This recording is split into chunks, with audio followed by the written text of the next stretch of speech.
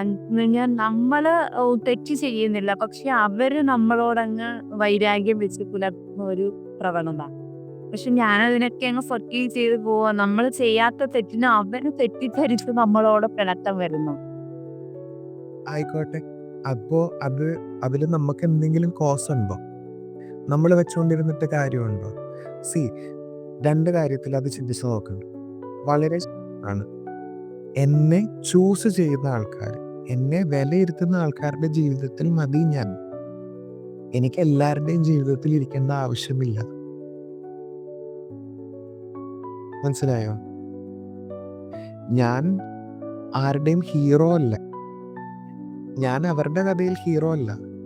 ഞാൻ എൻ്റെ കഥയിൽ ഹീറോ ആണ്. മനസ്സിലായോ?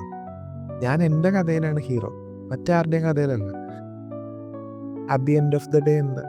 എന്നെ വിലയുള്ളവർക്ക് ഞാൻ സമയം കൊടുക്കുകയുള്ളൂ. അതാദ്യം മനസ്സിൽ പറഞ്ഞു കൊടുക്കുക. എൻ്റെ സമയം എനിക്ക് വിലപ്പെട്ടതാണ്. അതുപോലെ തന്നെ അവർക്കും അവരുടെ സമയം വിലപ്പെട്ടതാണ്. അപ്പോൾ ഞാൻ സമയത്തിന് വിലയും അതുപോലെ തന്നെ പേഴ്സണൽ കണക്ഷന് വില കൊടുക്കുന്ന ആൾക്കാരെ കണ്ടാൽ മതി. സോ ഞാൻ ക്ഷമിച്ച് സഹിച്ചു നിൽക്കേണ്ട ആവശ്യമില്ല. ഇഷ്ടപ്പെടുന്നതാണെങ്കിൽ സഹിച്ചു നിൽക്കേണ്ട ആവശ്യമില്ല ആർക്കും.